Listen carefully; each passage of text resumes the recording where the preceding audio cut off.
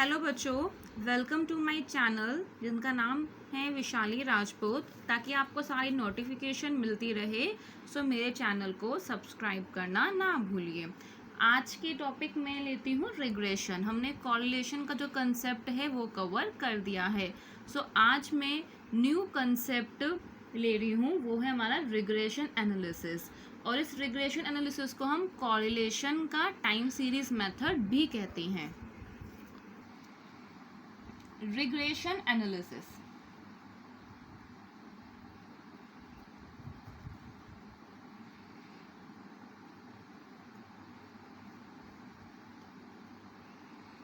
देखिए क्या होता है regression analysis. It is just nothing, क्योंकि जिस तरीके से आर हमारे लिए जो कॉरिलेशन है वो क्या एक्सप्लेन करता है। Correlation explain the degree of the relationship between the variables. ठीक है, कि चाहे वो डिग्री हमारी प्लस में है या वो डिग्री हमारे लिए क्या है, माइनस में है। सो जो मेरे लिए आर है वो क्या बताता है मुझे, डिग्री ऑफ रिलेशनशिप। क्या बताएगा, रिलेशनशिप की वो डिग्री बताएगा। ठीक है, इसका मतलब क्या है कि जो x है y है, डिग्री मीन्स कि वो प्लस में है, यानी कि आपके पास पॉजिटिव में है या आपके पास नेगेटिव में है। इसको ये क्या बताता है, डिग्री। ठीक है, ये जो हम पॉजिटिव और जो हम ये नेगेटिव की बात करते हैं, पॉजिटिव और नेगेटिव की बात करते हैं, ये हमें डिग्री को बताता है। ठीक है, क्योंकि अगर मैं इसी डिग्री को कौन सी फॉर्म में लिख दूं, मैथमेटिकल इक्वेशन की फॉर्म में लिख देती हूँ। ध्यान रखिए, मैथमेटिकल इक्वेशन की फॉर्म में मैं अगर उस चीज़ को लिख देती हूँ तो इसे हम बोलते हैं रिग्रेशन एनालिसिस। ठीक है, यानी कि ए mathematical equation called the regression equation. ठीक है, अब आप कहेंगे कि इसमें हमें मैथमेटिकल का किस टाइप से यूज़ किया जाता है। मैथ्स में हम क्या करते हैं, एक की वैल्यू हमें गिवन होती है, हमें दूसरे की वैल्यू को फाइंड आउट करना होता है। सो यही हम मैथमेटिकल इक्वेशन में करते हैं कि मुझे x है यानी कि उसकी वैल्यू क्या है, नोन है। x की वैल्यू मुझे पता है, what we have to do, यानी कि मुझे y की वैल्यू को फाइंड आउट करना है। ठीक है, यानी कि मुझे एक दूसरे उसकी y की वैल्यू को फाइंड आउट करना है। सो मुझे y की वैल्यू यहाँ ब्रैकेट में लिख देती हूँ कि मुझे y की वैल्यू को क्या करना है, प्रिडिक्ट करना है। सो हमारे लिए रिग्रेशन एनालिसिस क्या है, मैं उसे अच्छे से आपको बता देती हूँ। ए mathematical equation called regression equation, यानी कि हम जो एक मैथमेटिकल इक्वेशन की बात की है, इसका मतलब कि रिग्रेशन एनालिसिस में हम एक रिग्रेशन इक्वेशन को फ्रेम करेंगे। ठीक है, ए mathematical equation called the regression equation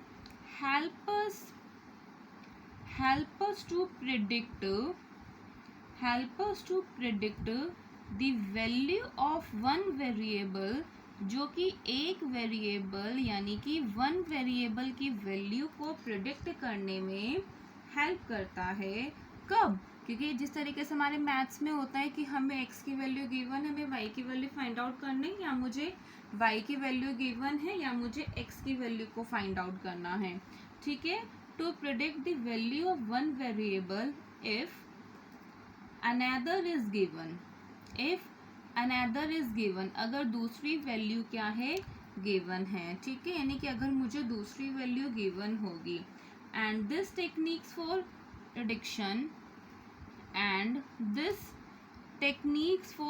prediction prediction की जो ये टेक्निक होती है, and this technique for prediction is called, हम इसे क्या बोलेंगे, सिंपल लीनियर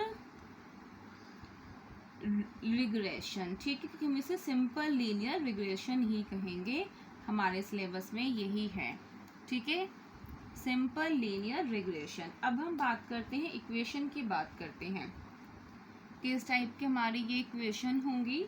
क्योंकि मैंने यहाँ पे लीनियर इक्वेशन की बात की है, तो लीनियर इक्वेशन क्या है, y is equal to a plus B X. ठीक है, ध्यान रखिएगा, तो y is equal to a plus B X. तो हमने इसमें से हम इसका दूसरी इक्वेशन भी फ्रेम कर सकते हैं कि x is equal to A plus B Y, हम ये इक्वेशन भी फ्रेम कर सकते हैं जैसे कि हमने फ्रेम की है y is equal to A plus B X, तो हम x is equal to A plus B Y भी फ्रेम कर सकते हैं। क्या मतलब होता है इसका, देखो यहाँ पे अगर मैं x की वैल्यू को 1 पुट करती हूँ, 2 पुट करती हूँ, 3 पुट करती हूँ, तो मेरी जो y की वैल्यू है वो उसी के हिसाब से ही क्या होगी, चेंज होगी, वो उसी के अकॉर्डिंग ही मेरी डिटरमाइन की जाएगी। ठीक है, सो x मेरे y मेरे लिए क्या है, y को मैं लेती हूँ dependent variable, so y for me is my dependent variable. ठीक है, x मेरे लिए क्या है, x मेरे लिए इंडिपेंडेंट वेरिएबल है। क्या मतलब इंडिपेंडेंट, क्योंकि x अपनी कोई भी वैल्यू को ले सकता है, चाहे वो 1 ले, 2 ले, 3 ले, 4 ले, 5, और y की वैल्यू डिपेंडेंट है इसके ऊपर, x के ऊपर। कैसे उसकी वैल्यू डिपेंडेंट है x के ऊपर, अगर x की वैल्यू 1 है तो y की वैल्यू डिफरेंट होगी, x की वैल्यू 2 है तो y की वैल्यू क्या होगी, उसी के हिसाब से डिफरेंट होगी।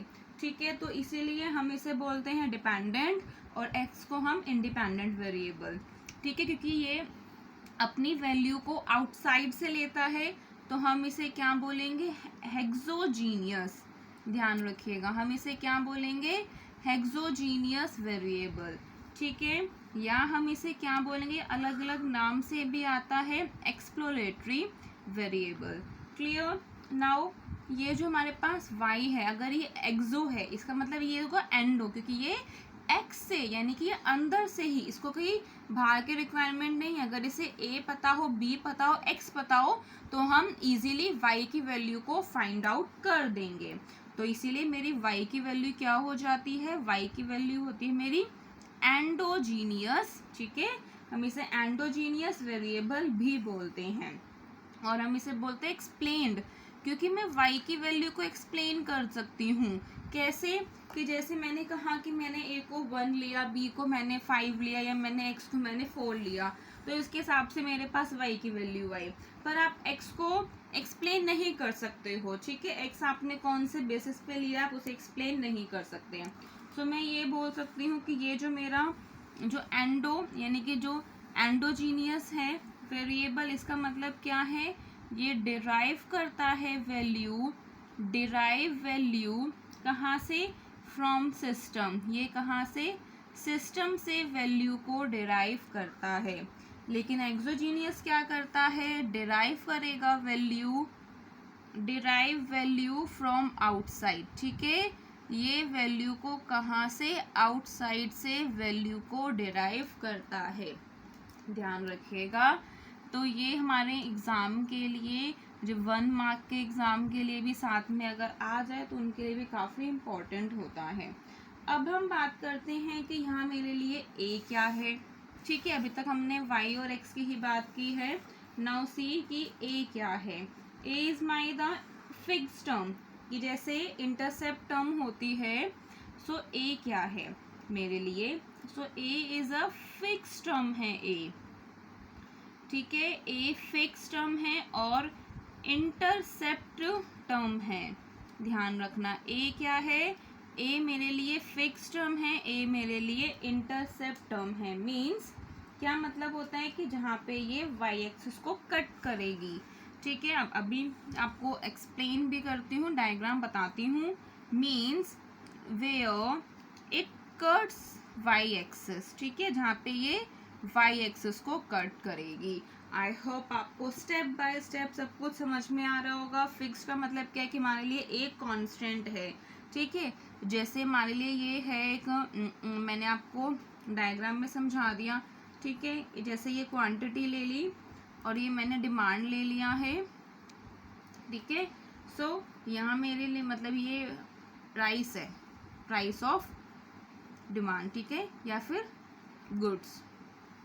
सो यहाँ ये जो इंटरसेप्ट कर रहा है, ये जो लाइन है, ठीक है, क्योंकि हम ये जो कर्व लेते हैं वो हम ऐसे कर्व लेते हैं, उसका कोई ना कोई y एक्सिस को टचिंग पॉइंट तो होगा। ठीक है, नहीं है तो वो अलग है, हम उसको एक्सटेंड तो कर सकते हैं ना। अगर इस टाइप के से हमारे पास कर्व है तो हम उसको y एक्सिस पे एक्सटेंड कर सकते हैं। सो ये जो है पॉइंट, इस पॉइंट को हम बोलते हैं फिक्स टर्म, ठीक है, हमारी फिक्स इट मीन्स यहाँ से मेरा ये स्टार्ट हो रहा है, ठीक है।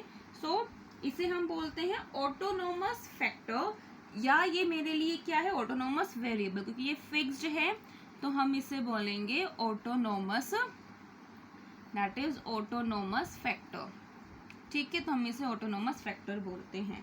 अब हम बात करते हैं कि बी क्या होता है, ठीक है। बी हमारे पास है स्लोप, ध्यान दीजिएगा स्लोप क्या, ये किस तरीके से चेंज कर रही है। स्लोप हमारे लिए मार्जिनल प्रोपेंसिटी होता है, क्या मतलब, चेंज इन वाई, ठीक है, एंड चेंज इन एक्स को ये शो करता है कि अगर हमारे लिए एक्स में चेंज आ रहा है ड्यू टू, ठीक है, चेंज इन वाई, या फिर अगर हम एन ए इसमें y is equal to A plus B X है तो हम लेंगे change in y due to change in x, ठीक है।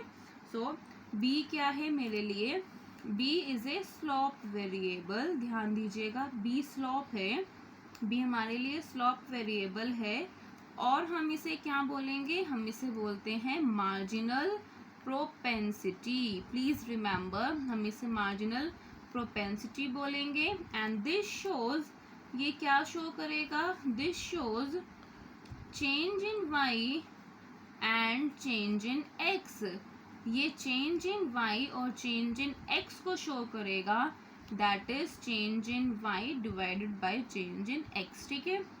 अगर आप इक्वेशन अपोजिट लोगे, अगर आपने इक्वेशन ली है that is x is equal to A plus B Y, तो आप उसको उसी के अकॉर्डिंगली चेंज कर दोगे, यानी कि जो b आपका हो जाएगा change in x divided by change in y, ठीक है। आई होप मैंने आपको इतना ही, जितना भी हमारे लिए पार्ट है वो सब मैंने आपको एक्सप्लेन कर दिया। अब हम नेक्स्ट कंसेप्ट पे आते हैं। एक हमारे लिए एक लीनियर इक्वेशन के टर्म्स में है, और इसके जो है सेकंड मेथड कौन से होंगे, दूसरे मेथड हम जो इसे, ठीक है, रिग्रेशन इक्वेशन को बताते हैं कोरिलेशन की हेल्प से, ठीक है।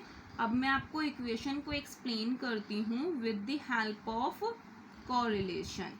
तो regression equation with the help of correlation, क्योंकि हमने कोरिलेशन में क्या देखा, हमारे पास हमने देखा कि जो कोरिलेशन है वो कोवेरेंस से निकल के आया है, कोवेरेंस किससे निकल के आया है, वेरेंस से, वेरेंस स्टैंडर्ड डेविएशन से, एसडी डेविएशन फ्रॉम मीन से।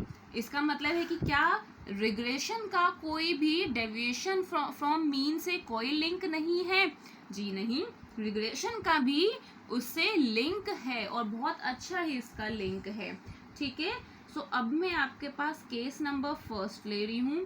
कौन सा केस है ये, यानी कि जहाँ पे मैं y is a dependent variable, जहाँ पे मैं y को डिपेंडेंट वेरिएबल ले रही हूँ, जैसे क्या होगा y माइनस, ठीक है, ये क्या हो गया, देखिए फर्स्ट में, क्योंकि मैंने डेविएशन फ्रॉम लिया, किससे मैंने डेविएशन लिया, डेविएशन फ्रॉम यानी कि इट्स मीन, यानी कि इसी के मीन से ही मैंने डेविएशन को लिया है, ठीक, ठीक है। सो हमने ये फर्स्ट पार्ट लिया। अब क्या करना है, ठीक है, रिग्रेशन का यूज़, अब आप कहेंगे कि क्या रिग्रेशन का यूज़ में, कि जिस तरीके से एसडी का हमारे पास वेरेंस में आया, वेरेंस का कोवेरेंस में, कोवेरेंस का कोरिलेशन में, तो क्या कोरिलेशन का रिग्रेशन में यूज़ नहीं होगा। सो कोरिलेशन का भी हमारा रिग्रेशन में यूज़ होगा। सो यहाँ आएगा मेरे पास रिग्रेशन, एंड देन ध्यान दीजिएगा standard deviation of y divided by standard deviation of x, and then x minus x का मीन। सो ये हमारे लिए क्या है, अगर आपका y इज डिपेंडेंट वेरिएबल है, इसका मतलब कि इक्वेशन कौन सी है, y is equal to A plus B X, ध्यान दीजिएगा अगर हमारे लिए डिपेंडेंट है वेरिएबल, अगर आएगा x से डिपेंडेंट वेरिएबल, तो इक्वेशन मेरी क्या होगी, मेरी इक्वेशन होगी उस केस में, यानी x is equal to A plus B Y, तो यहाँ x आएगा स्टार्टिंग में और यहाँ y आएगा, ठीक है। तो ये जो स्टैंडर्ड डेविएशन आपका ऊपर है ये क्या रिप्रेजेंट करता है, अगर ये स्टैंडर्ड डेविएशन वो ऊपर है तो ये रिप्रेजेंट करता है y is dependent on x, यानी कि जो y है वो किसके ऊपर, x के ऊपर डिपेंडेंट है। ठीक है, y किसके ऊपर डिपेंडेंट है, x के ऊपर, ध्यान दीजिएगा। तो और ये स्टैंडर्ड डेविएशन है, जिसका जो ज़्यादा से जिसके ऊपर डिपेंडेंट है उसका ही ऊपर आएगा। फॉर्मूला बहुत इजी है लर्न करने के लिए, मैंने आपको बता दिया। अब हम इस पार्ट को एक्चुअल में क्या बोलते हैं, ये जो हमारा पार्ट है ना, ये जो मेरा ये b है ना, इस पार्ट को हम b बोलेंगे। ठीक है, अब ये पार्ट हमारे लिए क्या है, b है। अब हम बात करते हैं कि ये हमें कैसे लगेगा पता कि ये b मेरे पास y एक डिपेंडेंट वेरिएबल है उसका b है, तो मुझे ये कैसे लगेगा। तो दिस इज माई b, तो मैंने कर दिया है ये b y x, ध्यान दीजिए b y x। ठीक है, सो b y x का मतलब क्या है कि y जो है वो डिपेंडेंट वेरिएबल है किसके ऊपर, x के ऊपर। सो इसीलिए हम r लिखेंगे स्टैंडर्ड डेविएशन ऑफ y, क्योंकि y डिपेंडेंट है हम उसको ऊपर लिखेंगे, क्योंकि यहाँ पे y पहले तो इसको हमने ऊपर पहले लिख दिया, फिर नीचे x है तो बाद में हमारे पास x लिख दिया, तो हम इसको इस तरीके से नोटिफिकेशन करते हैं। अब हम बात करते हैं कौन से वेरिएबल की, यानी कि सेकेंड पार्ट की, यानी कि जिसमें x is a dependent variable, कि जिसमें मेरे पास x डिपेंडेंट वेरिएबल है। तो अगर x डिपेंडेंट वेरिएबल है तो इक्वेशन होगी x is equal to A plus B Y. ठीक है, और मेरे पास दूसरी इक्वेशन क्या होगी, x माइनस एक्स का mean, that is r। Standard deviation मुझे किसका लिखना पड़ेगा, x का, divide by standard deviation of the y, and then इसका y का मैंने, क्योंकि ये मेरे लिए इस केस में इंडिपेंडेंट हो गया है y, तो y का मैंने लिखा। अब हम इसे और दूसरे मेथड से भी लिख सकते हैं, पर यहाँ पे ये जो मेरे पास है ये क्या नोटिफाई करेगा, देखिए ये x minus that is b है, ये मैंने अभी आपको बताया ये हमारे लिए क्या है, b है, ये मेरे लिए क्या है, b है, लेकिन b किसका, b वाई एक्स नहीं है, b एक्स वाई होगा, ध्यान दीजिए, क्योंकि x डिपेंडेंट वेरिएबल है तो x मेरे लिए क्या आएगा, पहले आएगा। बच्चे यही बहुत गलती करते हैं। ठीक है, मैंने बहुत बार ये चीज़ एनालाइज की है, देखा भी है। अब ये जैसे ये इक्वेशन है हमारी, ठीक है, तो x is equal to A B Y, अगर ये पूछते हैं ये क्या होता है, इस b को हम बोलते हैं रिग्रेशन कोफिशिएंट। ध्यान दीजिए, बहुत सारे इसके नाम हैं। ठीक है, मैं यही लिख देती हूँ, ये जो हमारे लिए b होगा, b is also my regression coefficient. So मैंने आपको एक ही उसमें सारे मेथड फॉर्मूले बताए, और लर्निंग पार्ट भी बहुत इजी है, इतना टिपिकल नहीं है। अगर मैं कहूँ कि इस इक्वेशन में मेरा रिग्रेशन कोफिशिएंट क्या है, तो मेरा ये क्या हो जाएगा, रिग्रेशन का कोफिशिएंट हो जाएगा। तो मेन हमारे लिए निकालना ये सबसे ज़रूरी होता है, रिग्रेशन कोफिशिएंट। ठीक है, अब ये कौन सा रिग्रेशन कोफिशिएंट है, B Y X regression coefficient है। तो इसके भी यहाँ पे मैं इक्वेशन लिख देती हूँ। तो ये मेरे लिए इस केस में क्या हो जाएगा, इस केस में ये मेरा रिग्रेशन कोफिशिएंट है, और कौन से वाला हो जाएगा, बी वाई एक्स। ध्यान दीजिए कौन सा है ये regression coefficient, B Y X, और ये कौन सा है, बी एक्स वाई। ठीक है, सो हमें एग्ज़ाम में ये सब कुछ निकालने के लिए आता है कि किस तरीके से हमें कौन से पार्ट को वो एज्यूम करना है। सो आज की वीडियो में मैंने आपको रिग्रेशन को हम कोरिलेशन का ही ये पार्ट पे ही निकल के आया है। ठीक है, तो कोरिलेशन से ही ये पार्ट निकला है। सो इसका नाम एक अलग से हम रिग्रेशन भी बोलते हैं, और काफ़ी सारी बुक में ये कोरिलेशन के चैप्टर में भी इंक्लूड है। सो आज की वीडियो में मैंने आपको जो रिग्रेशन का बेसिक कंसेप्ट है, जो कि एक मेन यानी कि हमारे बेस को बनाने के लिए काफ़ी इम्पोर्टेंट है। Thanks for your time. Please subscribe this channel and press the bell icon.